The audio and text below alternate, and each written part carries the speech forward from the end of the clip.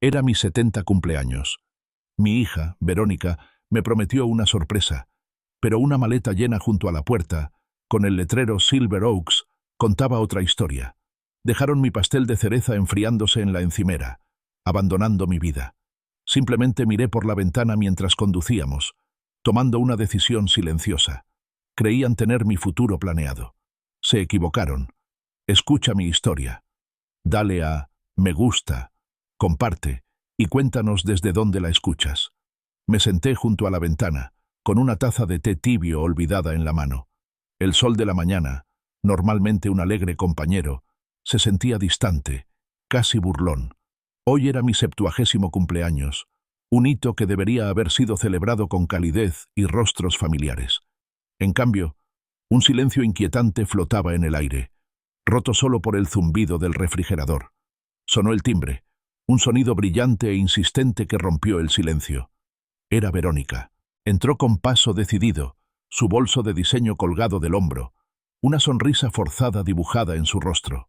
«¡Feliz cumpleaños, papá!», canturreó, con la voz un poco demasiado alta para el espacio íntimo de mi sala.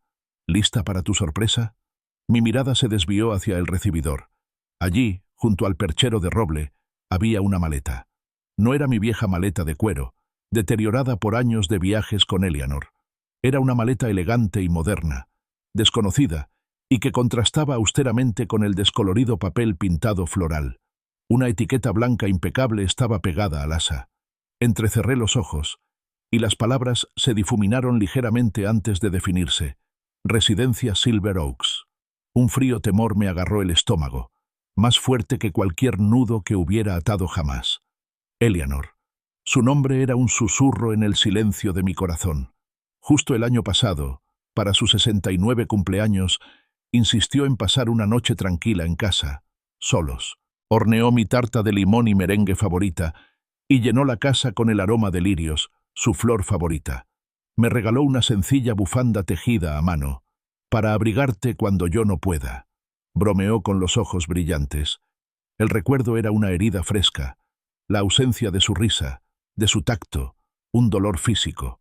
Hoy no había lirios, ni aromas cálidos, solo el frío estéril de intenciones no dichas. Recordé la llamada de Verónica de hacía unos días. «Prepárate, papá. Vístete bien. No demasiado formal, pero presentable». ¡Qué sorpresa! Su voz había sido alegre, casi efervescente, pero bajo la superficie había detectado una sutil tensión, una euforia que no lograba identificar. Lo había descartado como su habitual ajetreo, pero ahora, con la maleta mirándome fijamente, esas palabras resonaron con un tono siniestro. Esa mañana, antes de que llegara Verónica, busqué consuelo en un ritual familiar. Me desperté temprano, con la casa aún envuelta en sombras, y decidí hornear el pastel de cerezas favorito de Eleanor. La masa, fresca y blanda bajo mis manos, fue un pequeño consuelo. El aroma agridulce de las cerezas, burbujeando suavemente al doblar los bordes, llenó la cocina con un atisbo de calidez. Pero mientras trabajaba, no podía evitar la sensación de estar completamente sola. La casa silenciosa, antes llena de la dulce presencia de Eleanor, ahora se sentía vasta y vacía, sus paredes apretándome. Echaba de menos su mano tranquilizadora, su sonrisa alentadora. El ritual, normalmente un bálsamo, se sentía como un intento desesperado de aferrarme a algo que ya se estaba escapando. El pastel ya estaba en la rejilla, con su corteza dorada reluciente y el aroma a cerezas aún ligeramente impregnado en el aire. Intacto. Verónica, que ya se movía por la casa con aire de eficiencia, lo miró con desdén. «Ah, un pastel», dijo, con un tono carente de interés genuino. A su lado estaba Derek, mi yerno, un hombre de movimientos precisos y expresiones aún más precisas. Derek asintió brevemente, con la mirada ya recorriendo la habitación, evaluando, calculando. Había una impaciencia en sus modales, una fría eficiencia que me erizó la piel. Sin decir palabra, Derek se acercó a la maleta junto a la puerta, se agachó y la levantó sin esfuerzo. «¿Listo para irte, Arthur?», preguntó sin esperar respuesta. La suposición casual, la falta de preguntas sobre su contenido o mi consentimiento, fue otra pequeña violación, una pincelada en un lienzo de creciente inquietud. Sentí una oleada de ira, rápidamente eclipsada por una sensación de impotencia. El viaje en coche fue silencioso, salvo por algún que otro comentario alegre y forzado de Verónica sobre el tiempo o el tráfico. Miré por la ventana, viendo cómo el paisaje familiar se difuminaba a mi alrededor. El viejo roble del Parque Miller, donde Eleanor y yo habíamos hecho picnics innumerables veces. El letrero de neón del restaurante donde compartimos batidos después de una película. La imponente fachada de ladrillo de la biblioteca pública, un santuario de historias y silenciosa contemplación. Cada punto de referencia que pasaba rápidamente se sentía menos como una visión y más como una despedida. Un último vistazo a una vida que se desmantelaba sistemáticamente. Un nudo de ansiedad me oprimía el pecho. «Serás mucho más feliz allí, Arthur», ofreció Derek, con la mirada fija en la carretera y una voz suave y de una calma inquietante. Las palabras, que pretendían ser tranquilizadoras, tuvieron el efecto contrario. Quedaron suspendidas en el aire, cargadas de implicaciones tácitas, avivando mi creciente aprensión. ¿Más feliz? ¿Por qué no iba a ser feliz en mi propia casa, rodeado de mis recuerdos? Miré a Verónica, que estaba ocupada escribiendo en su teléfono, con el ceño fruncido por la concentración. Al girar la cabeza sutilmente, vislumbré su pantalla. Un intercambio de mensajes. «Por fin lo logro», decía uno. Otra respuesta, de un contacto desconocido, decía: «Mucho mejor así, querida». Se me cayó el alma a los pies. Las piezas del rompecabezas, inconexas y perturbadoras, empezaban a encajar, formando una imagen que deseaba con todas mis fuerzas que no fuera real.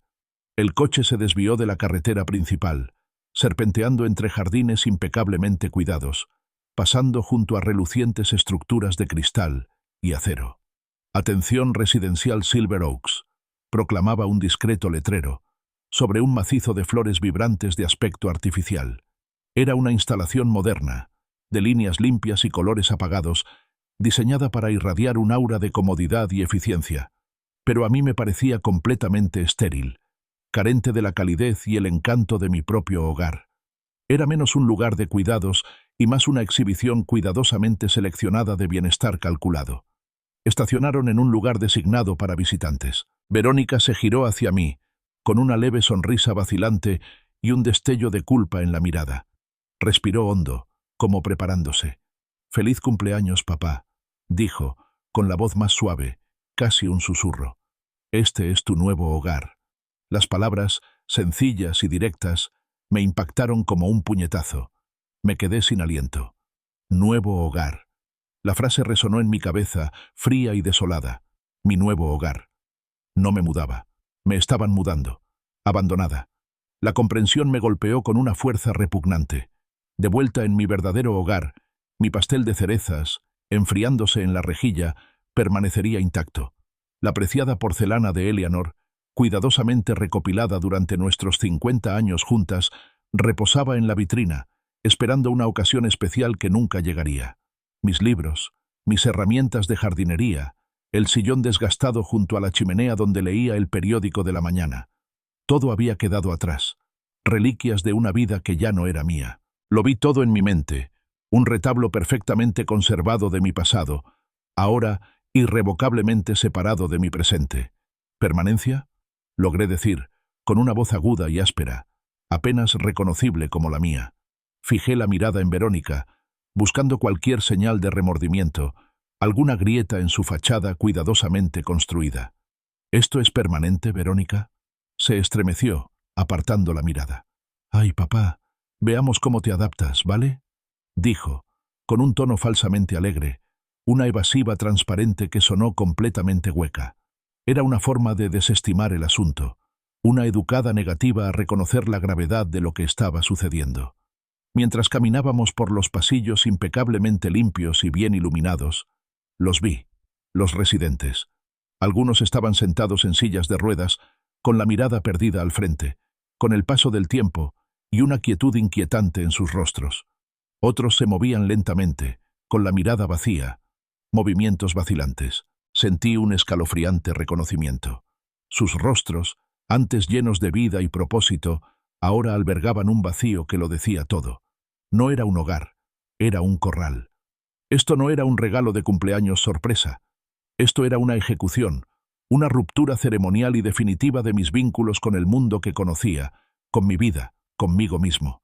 Yo, Arthur Sterling, estaba siendo enviado a pastar, mi existencia reducida a una rutina cuidadosamente gestionada dentro de estos muros estériles. Una furia silenciosa comenzó a hervir a fuego lento bajo la superficie de mi conmoción y desesperación. Instintivamente, me llevé la mano al bolsillo, sintiendo el familiar peso de las llaves de casa. El frío metal, reconfortantemente sólido contra mis dedos, se sentía como un vínculo tangible con la vida de la que acababa de ser desconectada a la fuerza. Era un marcado contraste con las palabras vacías de Verónica, cuya voz ahora parecía resonar a gran distancia, aunque estaba a solo unos centímetros. «Es por tu bien, papá», empezó, con un tono cuidadosamente modulado, ensayado. «No estás rejuveneciendo, y simplemente no podemos brindarte el nivel de atención que necesitas». Sus ojos, normalmente rápidos para encontrar los míos, ahora recorrieron el estéril vestíbulo de Silver Oaks, evitando mi mirada. La miré fijamente, sus palabras como guijarros tintineando en una lata vacía. ¿Mi propio bien? Había vivido de forma independiente durante 70 años, y durante el último año, desde la muerte de Eleanor, me las había arreglado perfectamente. Cocinaba mis comidas, mantenía la casa ordenada, cuidaba el jardín. Un escalofrío de indignación me recorrió el cuerpo. «¿Cuidado?», me burlé, con un sonido seco y amargo. «¿Así lo llamas? ¿Recuerdas, Verónica, quién te ayudó cuando necesitabas cuidado? ¿Quién te compró esa casa inicial cuando Derek y tú lo pasaban mal? ¿Quién puso el capital para la brillante cafetería de Derek cuando ningún banco quería tocar?» Mi voz, aunque tranquila, cargaba con el peso de años de sacrificio tácito. La compostura cuidadosamente construida de Verónica flaqueó. Un atisbo de irritación cruzó su rostro antes de que lo disimulara rápidamente. «Eran otros tiempos, papá. Y seamos sinceros, últimamente has estado olvidadizo. Perdiste tus gafas, dejaste la estufa encendida aquella vez. Son señales de alerta, Arthur, y tenemos que ser responsables». Agitó la mano con desdén, como si espantara una mosca molesta, sin apartar la mirada de la mía. Los lapsus de memoria que mencionaba eran triviales, el tipo de pequeños descuidos que cualquiera podría cometer, sobre todo cuando está de duelo. Para ella, eran excusas convenientes, justificaciones para una agenda mucho más calculada. Derek, mientras tanto, dio un paso al frente, con el rostro iluminado por un entusiasmo casi frenético. Hizo un gesto expansivo por el vestíbulo, observando los paneles de imitación madera y las macetas estratégicamente colocadas. «Silver Oaks lo ofrece todo, Arthur. Actividades sociales, comidas deliciosas, incluso un gimnasio. Aquí te sentirás mucho más involucrado. Y piensa en la tranquilidad que nos da saber que estás seguro y cuidado. Además», añadió, inclinándose con aire conspirador, «ya no tendrás que preocuparte por esa enorme casa vacía. Es mucho mantenimiento para una sola persona, ¿sabes?». El sutil cambio de tono, el énfasis en la casa vacía, me provocó un escalofrío. Mis oídos, agudizados por la sospecha, captaron de repente fragmentos de una conversación en voz baja entre Verónica y Derek. Se habían apartado un poco, pensando que no los oiría. Sus voces apenas eran un susurro. «Al menos $800,000, probablemente más», murmuró Verónica con un dejo de emoción en la voz. Derek respondió: «Lo suficiente para abrir por fin la segunda cafetería, cariño, y dar una entrada decente para un nuevo local». Las palabras, aunque inconexas, me golpearon con la fuerza de una ola de frío. 800,000. Mi hogar, mi santuario, el lugar donde Eleanor y yo habíamos construido nuestra vida juntos, era solo una mercancía para ellos, un medio para financiar sus frívolas ambiciones. Después de todos mis años de apoyo, mi ayuda financiera, mi fe inquebrantable en sus sueños, vendían mi casa para construir su imperio. La pura audacia, la traición a sangre fría, fue una conmoción que me dejó momentáneamente sin aliento. Las puertas automáticas se abrieron con un suave suspiro, revelando el interior estéril del vestíbulo principal de Silver Oaks. El aire estaba cargado con el empalagoso aroma a desinfectante, un olor clínico que asaltó mis sentidos, borrando cualquier rastro de hogar. El silencio era opresivo, roto solo por el tenue zumbido de las luces fluorescentes y el lejano traqueteo de un carrito de comida. Era el silencio de un lugar diseñado para gestionar la vida, no para vivirla. Verónica, con un movimiento rápido, casi practicado, se inclinó y me dio un beso en la mejilla. «Te llamaremos mañana, papá. Intenta acomodarte». Su roce fue fugaz. Su voz carecía de calidez genuina. Derek me ofreció un apretón de manos rápido y firme, con la mirada ya perdida en la salida. «Es lo mejor, Arthur. De verdad». Sus despedidas apresuradas, tan superficiales y distantes, lo confirmaron. Se sintieron aliviados.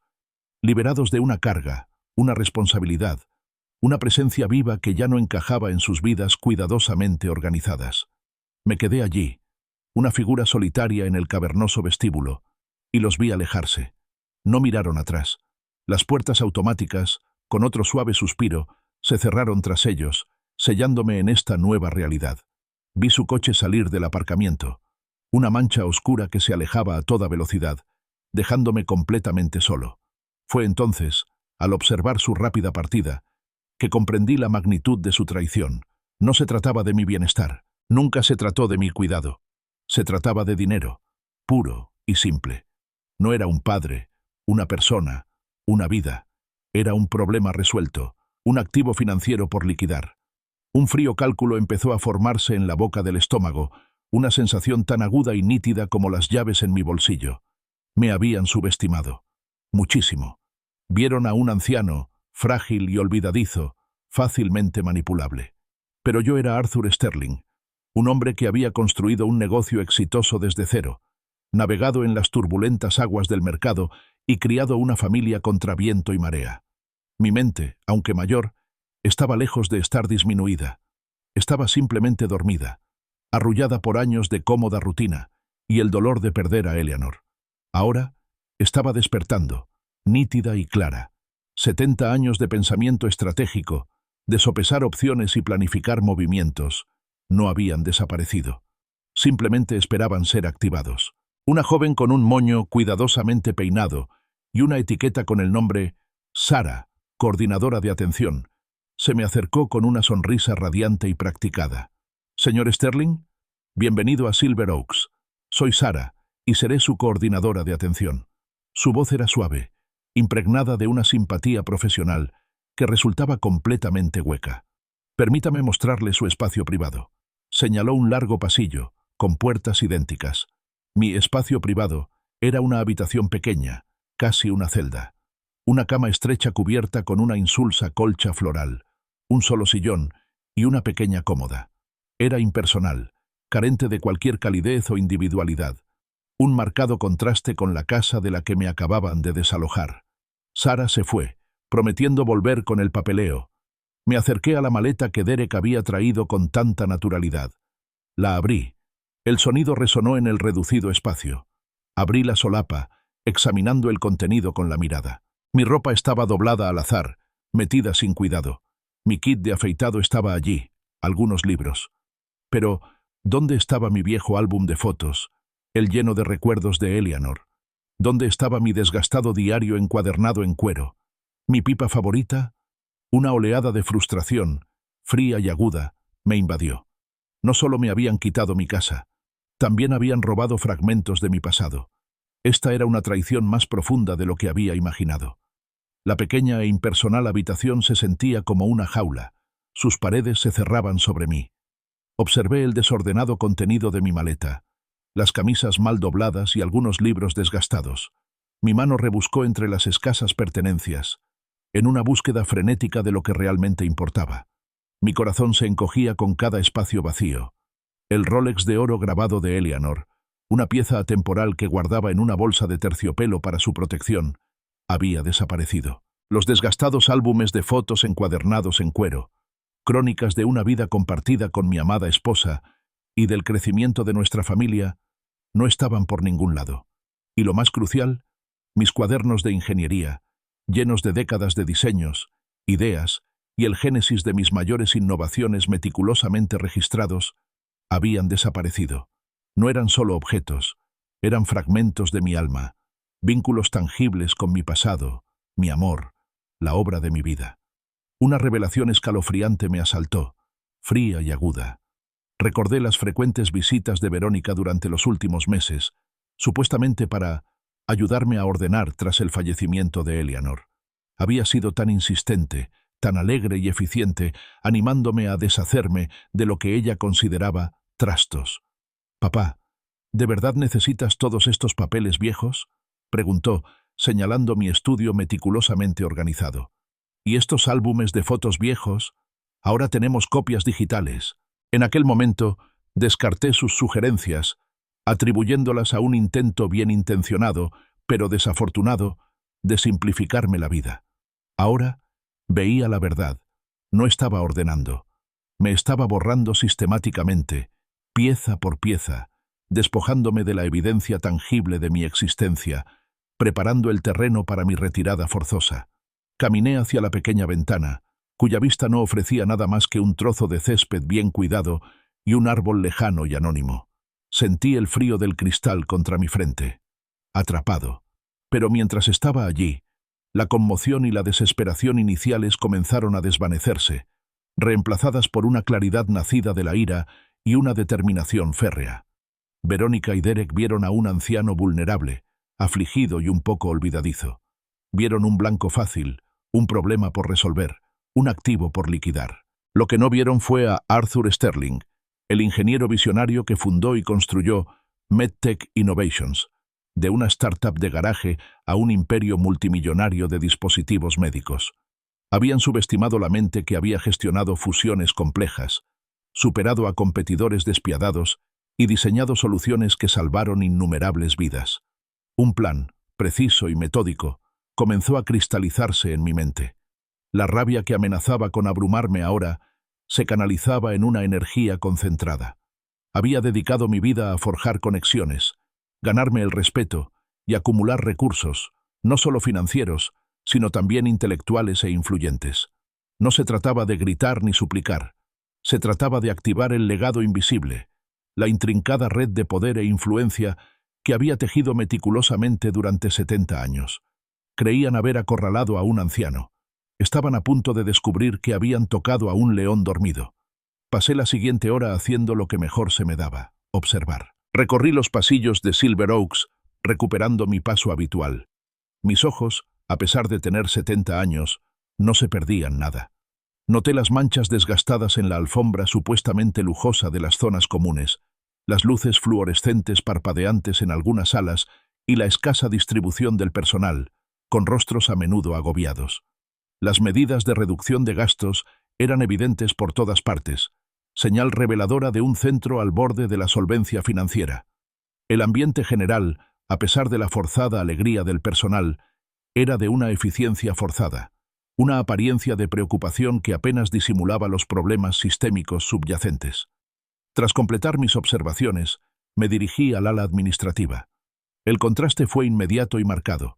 Allí, las alfombras eran más nuevas, la iluminación más brillante y el aire olía menos a desinfectante y más a un tenue aroma a pulimento caro. El silencioso zumbido de las computadoras sustituyó a las lejanas llamadas de asistencia. Allí era donde se manejaba el dinero, donde se tomaban las decisiones, donde se mantenía la ilusión de competencia. Encontré a una recepcionista tras un escritorio elegante y moderno.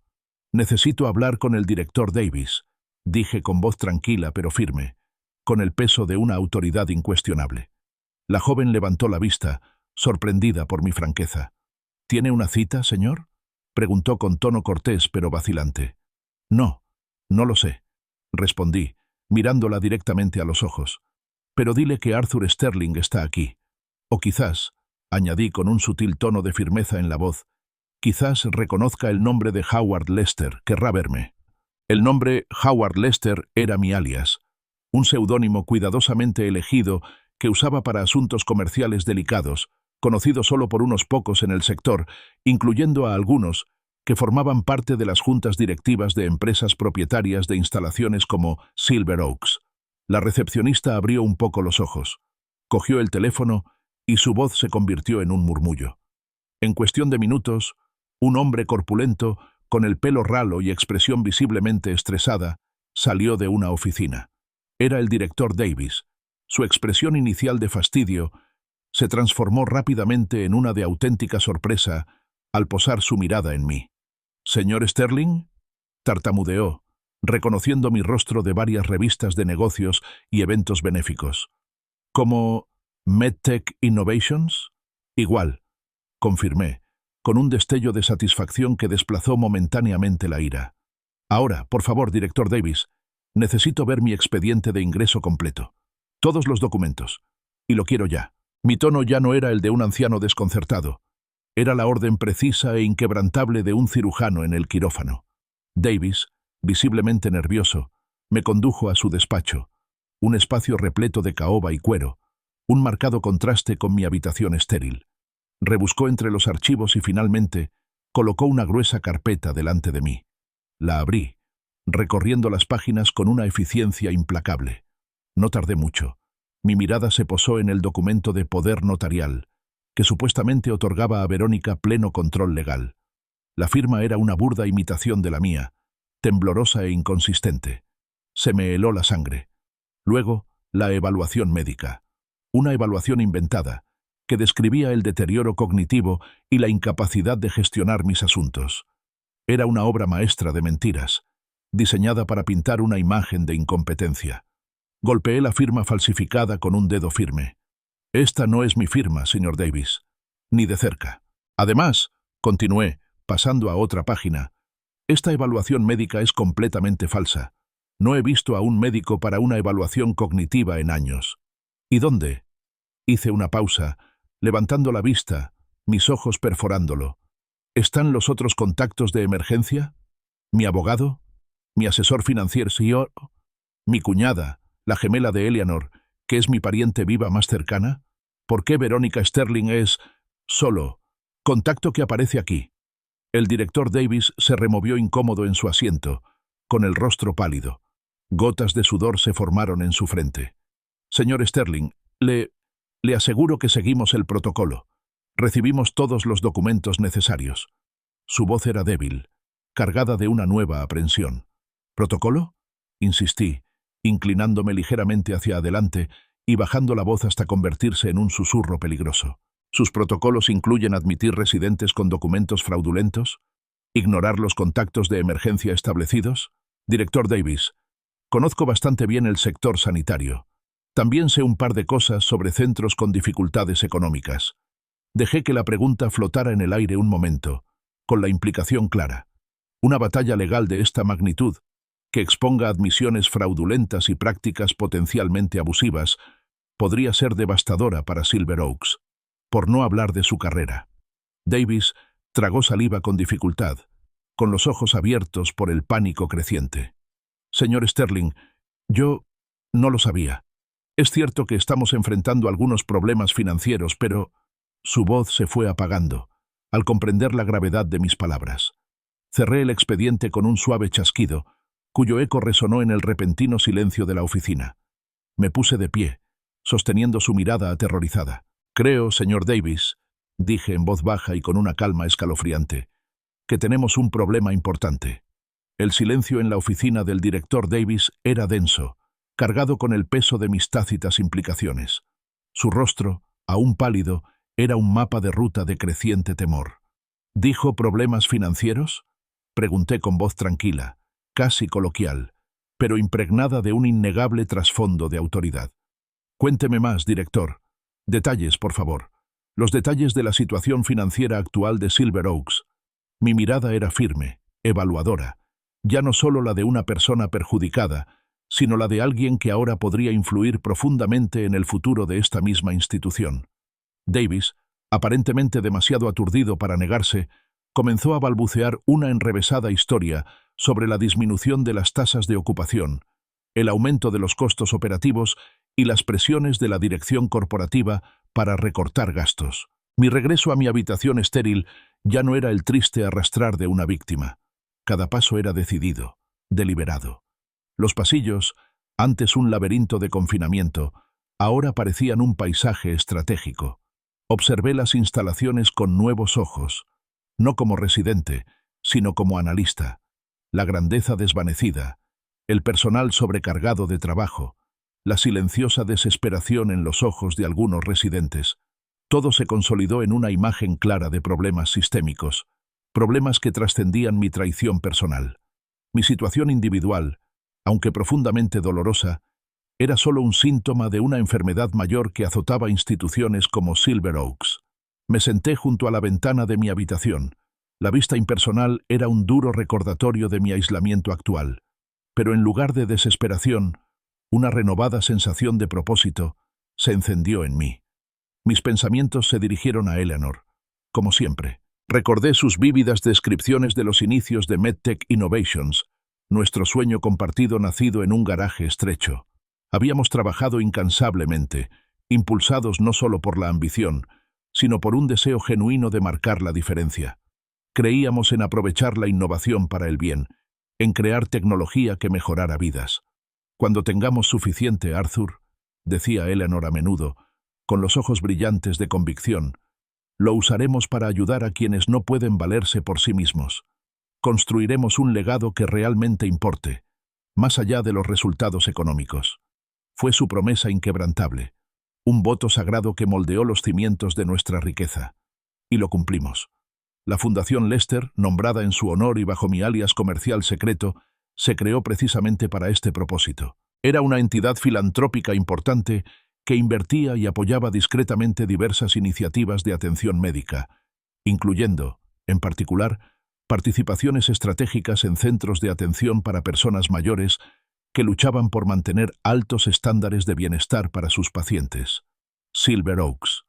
El nombre me inspiró una nueva comprensión. No se trataba de una instalación cualquiera. Era una de nuestras primeras inversiones.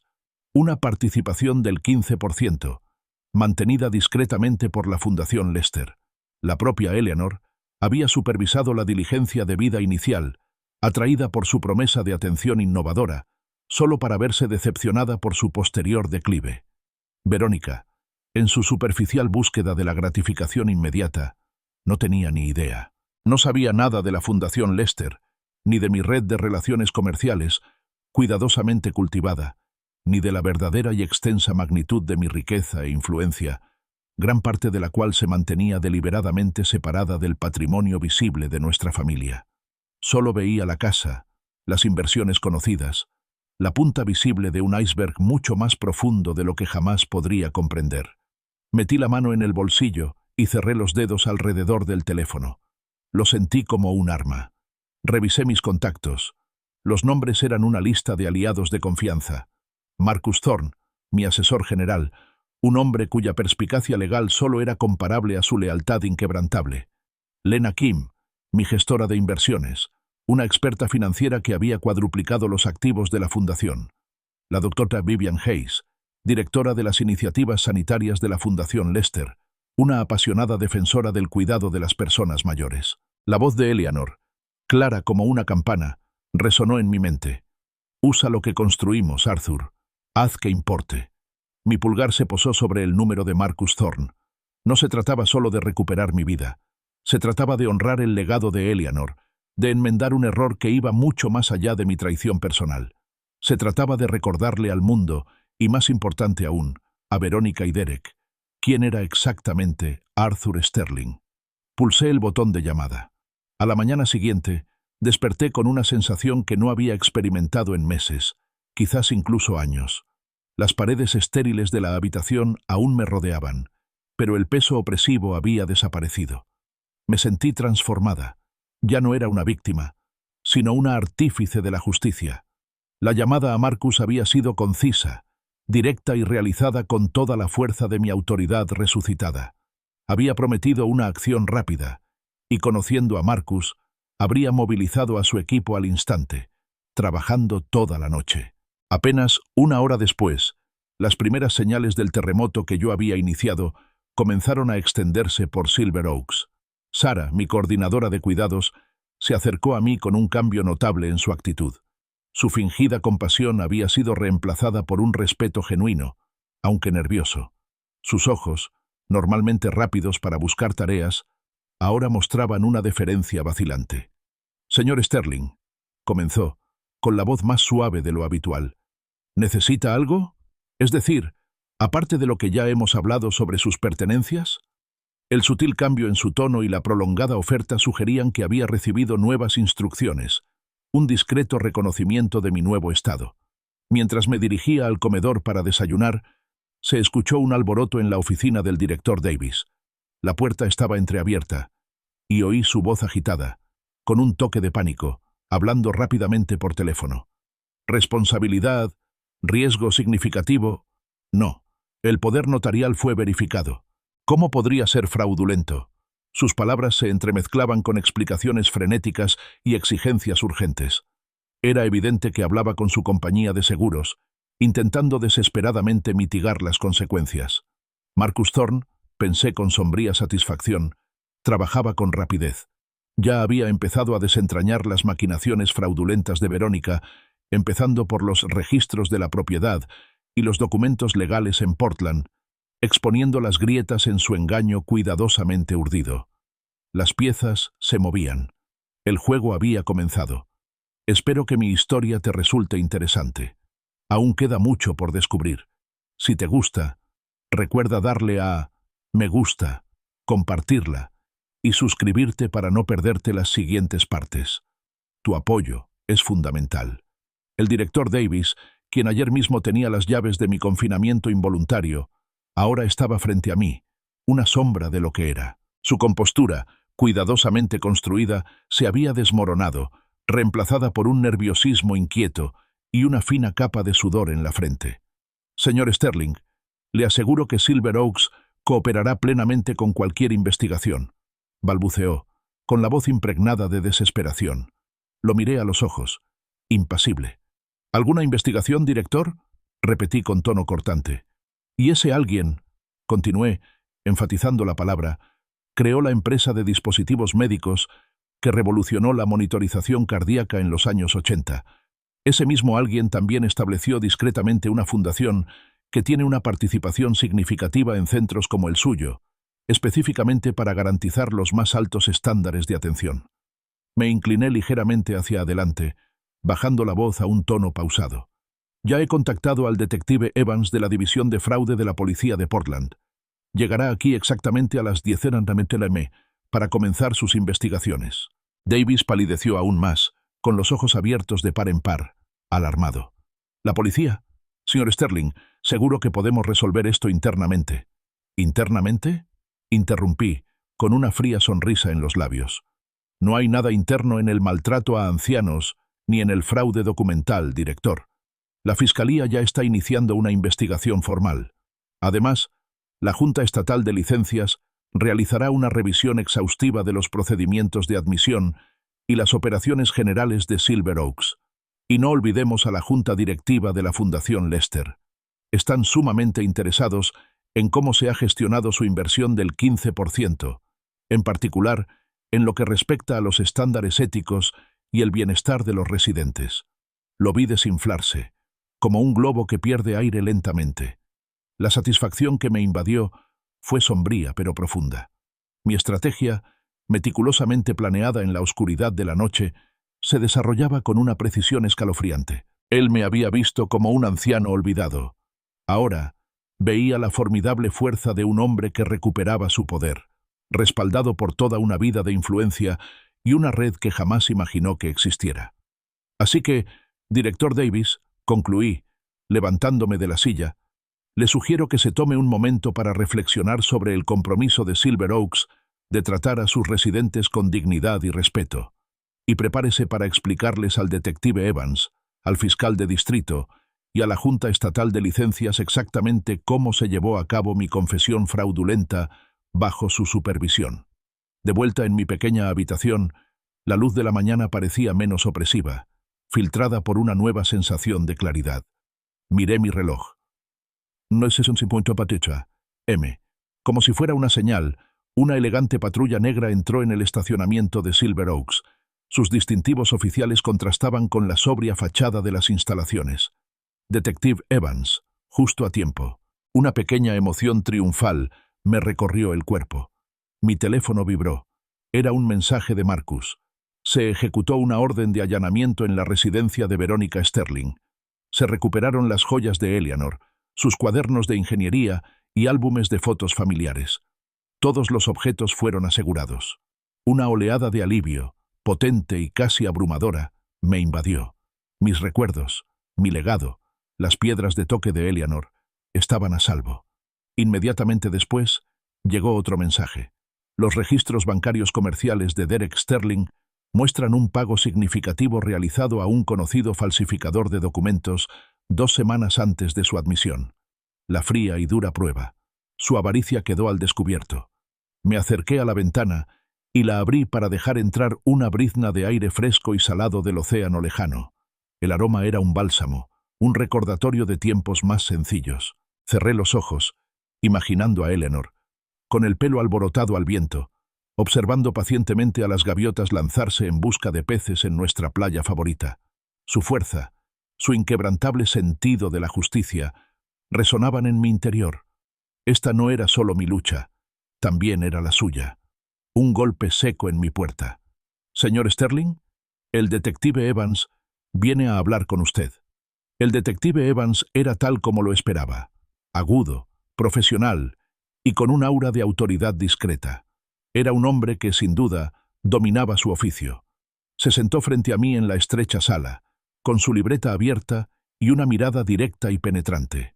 El director Davis rondaba nervioso en la puerta, intentando dar explicaciones. «Director», dijo Evans con voz tranquila pero firme, «agradezco su presencia, pero mi prioridad ahora mismo es hablar con el señor Sterling. Por favor, permítanos un poco de privacidad». Davis, escarmentado, se retiró. «Señor Sterling», comenzó Evans, «mi equipo ya ha revisado algunas pruebas preliminares. Parece que, efectivamente, estamos ante un caso de fraude sistemático con documentos falsificados y posible maltrato a personas mayores. Su asesor legal, el señor Thorne, ha sido muy minucioso. Marcus es muy bueno en lo que hace». Respondí con un dejo de orgullo en la voz. «Entiende lo que está en juego». Luego procedí a trazar la cronología, detallando meticulosamente las visitas de Verónica para ordenar su hogar durante los últimos meses. Relaté los objetos que faltaban: el Rolex de oro grabado de Eleanor, los álbumes de fotos familiares que registraban generaciones de recuerdos y mis invaluables cuadernos de ingeniería, los planos de MedTech Innovations. Los objetos que no eran simples posesiones, sino símbolos de mi vida, mi amor y mi legado. «Lo admito», confesé con amargura. «Confié en Verónica. Creí de verdad en sus afirmaciones de que me estaba volviendo olvidadizo, de que simplemente estaba extraviando cosas. El dolor por Eleanor atenuó mis instintos habituales. Pensé que su preocupación era genuina, que intentaba ayudarme a sobrellevar la muerte de Eleanor. Admitirlo fue difícil, pues exponía mi vulnerabilidad, pero era crucial para que el detective comprendiera la profundidad de la manipulación. No fue un simple fraude, fue una profunda traición a la confianza, aprovechando un momento de debilidad y dolor. Ella se aprovechó de su dolor, señor Sterling», comentó el detective Evans, anotando algo. «Es una táctica común en este tipo de casos». Sus palabras, aunque sombrías, ofrecieron una extraña validación. Él comprendió. No solo veía a un anciano, veía a una víctima y, aún más importante, a un superviviente. La detective Evans levantó el poder notarial falsificado, comparándolo con una firma auténtica que yo le había proporcionado. Su mirada penetrante recorrió las líneas. «¿Ve, Sir Sterling? Los trazos están mal. Y, lo que es más grave, no hay temblor natural. Incluso la mano más firme a sus 70 años tiene un ligero temblor. Esto es demasiado limpio, demasiado deliberado». Luego sacó una serie de fotografías de su bolsa de pruebas. La primera mostraba un bloc de práctica desgastado, cubierto con docenas de torpes intentos de replicar mi firma. Lo habían encontrado en el cajón de la mesita de noche de Verónica. «Esta», dijo Evans, con voz desprovista de emoción, «es la herramienta de falsificación original, encontrada en la casa de su hija. Alguien dedicó mucho tiempo a practicar. La crueldad despreocupada, la fría dedicación al engaño, me invadió una nueva oleada de repugnancia. Luego, dejó un recibo arrugado sobre la mesa. Era de un kit de documentos novedosos, comprado en una tienda en línea especializada en regalos de broma y diplomas falsos. «Esto», explicó, «es lo que usaron para crear tu formulario de evaluación médica falso. Es una plantilla estándar, fácil de manipular. La audacia, el absoluto desprecio por mi bienestar, por mi propia identidad, al usar una herramienta tan barata y fácil de conseguir para un propósito tan devastador, me dejó sin palabras.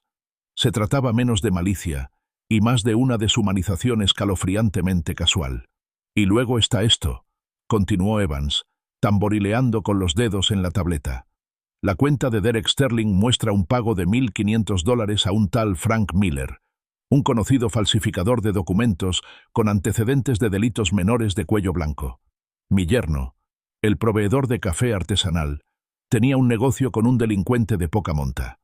La ironía era casi cómica, si no fuera tan trágica. El señor Miller ya ha accedido a cooperar y testificar en su contra a cambio de una reducción de los cargos. Ha detallado todo su plan. Luego me mostró más fotografías. El Rolex de oro grabado de Eleanor, guardado en una bolsa de pruebas, mis desgastados álbumes de fotos de cuero, con sus portadas familiares y reconfortantes, ahora sobre una mesa estéril, mis cuadernos de ingeniería, con sus páginas llenas del legado de toda una vida de trabajo. Verlos, prueba concreta del robo de Verónica, confirmó la malicia deliberada tras sus acciones. No fue solo olvido, fue un despojo calculado. Su hija, resumió Evans con voz sombría, estaba creando sistemáticamente un registro documental de su supuesta incompetencia, a la vez que robaba la prueba misma de sus logros y recuerdos. Fue un plan bien ejecutado, señor Sterling, diseñado para liquidar sus bienes y borrar su identidad. Asentí lentamente. Las palabras describían una cruda imagen de su traición. Mi mirada se desvió hacia la ventana. Afuera, vi a Elsie, una mujer frágil de cabello blanco y ralo, empujando lentamente un andador por el pasillo, con la mirada fija en un punto lejano e invisible. Y George, un hombre con una expresión perpetuamente desconcertada, estaba sentado solo en la zona común, mirando la pantalla de televisión en blanco. Sus vidas menguadas, la silenciosa resignación en sus ojos, parecían reflejar a la perfección la mentalidad de que el lucro anteponía la dignidad a la dignidad que se arraigaba en lugares como Silver Oaks. Dadas las pruebas, concluyó Evans, volviendo mi atención hacia ella, el gran jurado casi con toda seguridad presentará una acusación formal. Su hija y su yerno enfrentarán cargos de maltrato a personas mayores, fraude grave, conspiración y robo de identidad.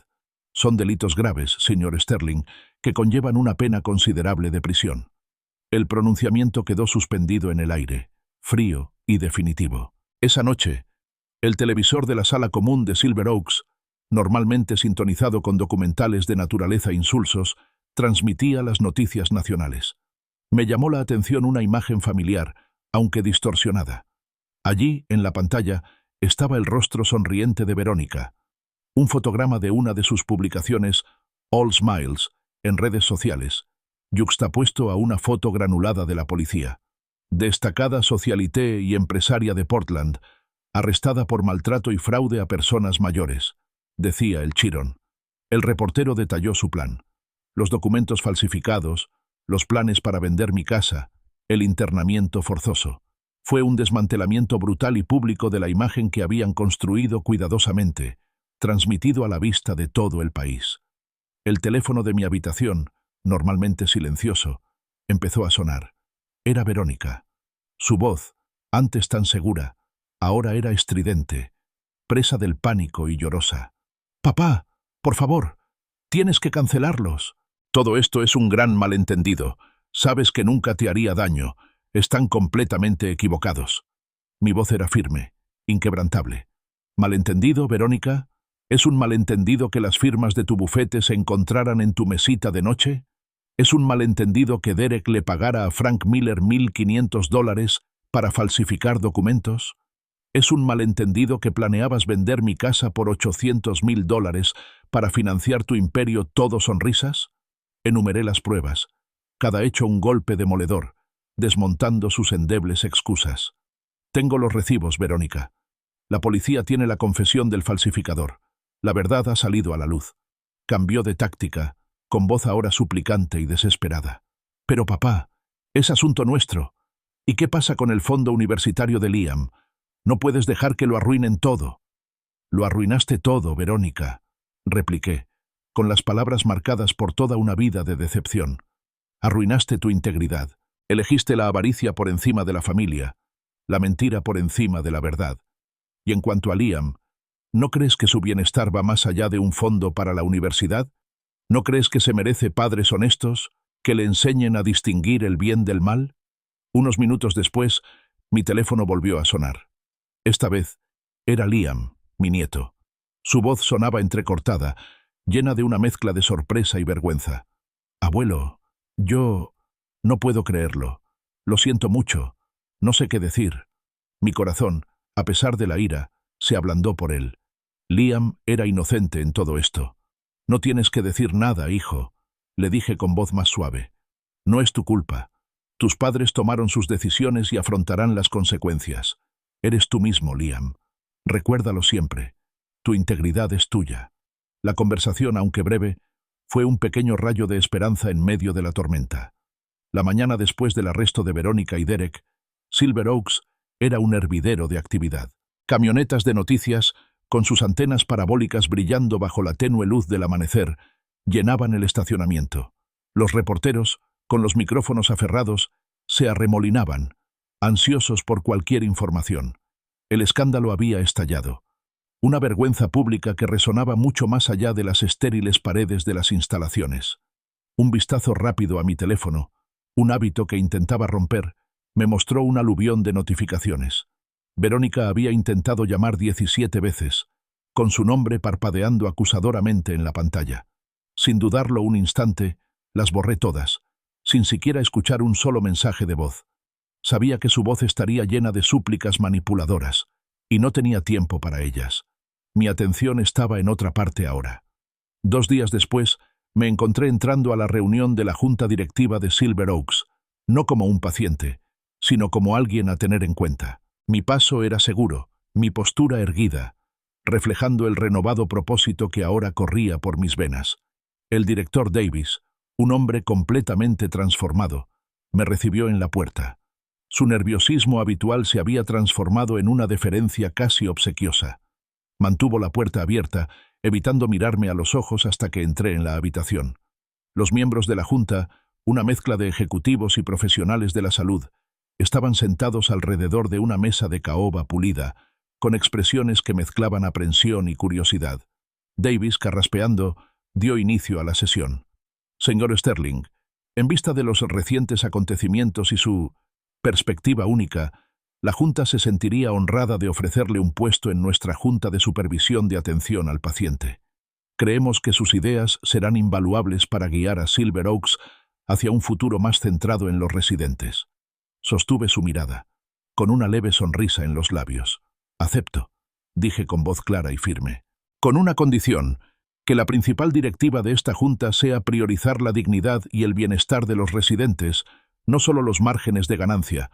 Cada decisión, cada asignación presupuestaria, debe responder primero a la pregunta: ¿cómo mejora esto la vida de quienes consideran Silver Oaks su hogar?» Hubo un murmullo de acuerdo en la mesa, un cambio notable en la energía de la sala. Sabían que estaban en terreno inestable, y mi condición, aunque exigente, ofrecía un camino hacia la redención. No esperé presentaciones formales. Me lancé directamente a mis recomendaciones preliminares. Mis observaciones iniciales, comencé, con la autoridad de quien ha construido un imperio, sugieren una profunda falta de participación y estímulo para los residentes. Necesitamos fomentar una comunidad, no solo un espacio de contención. Por lo tanto, propongo 3 iniciativas inmediatas: un club de ajedrez dedicado, una renovación integral de la biblioteca y un programa de arteterapia. Levanté un plano, esbozando mi visión. Estos no son solo servicios, enfaticé, son componentes vitales de la salud cognitiva y emocional. Y para impulsar esto, la Fundación Lester cubrirá una inversión de $300,000 durante el primer año, específicamente asignados a estos programas y al personal correspondiente. La dignidad, concluí, mirando directamente a cada miembro de la Junta, no tiene precio, es una inversión. Mis palabras quedaron flotando en el aire, cargadas con la certeza tácita del verdadero alcance de la Fundación y mi compromiso personal. Luego presenté un cronograma claro. El club de ajedrez comenzará el próximo martes, con tableros nuevos e instructores voluntarios dedicados. La renovación de la biblioteca comenzará el lunes, con una nueva selección de libros y cómodos asientos. El programa de arteterapia comenzará la semana siguiente, involucrando a los residentes a través de diversos medios creativos. Presenté una serie de fotografías que había tomado durante mis observaciones iniciales.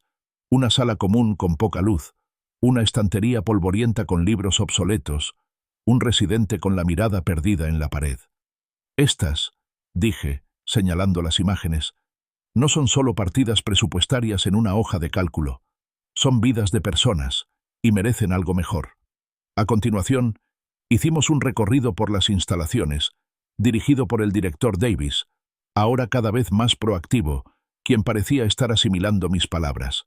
Mientras caminábamos, los miembros de la Junta, inicialmente distantes, empezaron a ver Silver Oaks a través de mis ojos.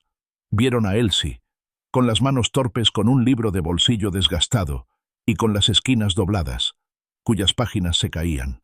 Vieron a George, con el rostro desencajado por una tristeza silenciosa, intentando jugar al ajedrez con piezas improvisadas en un tablero de ajedrez.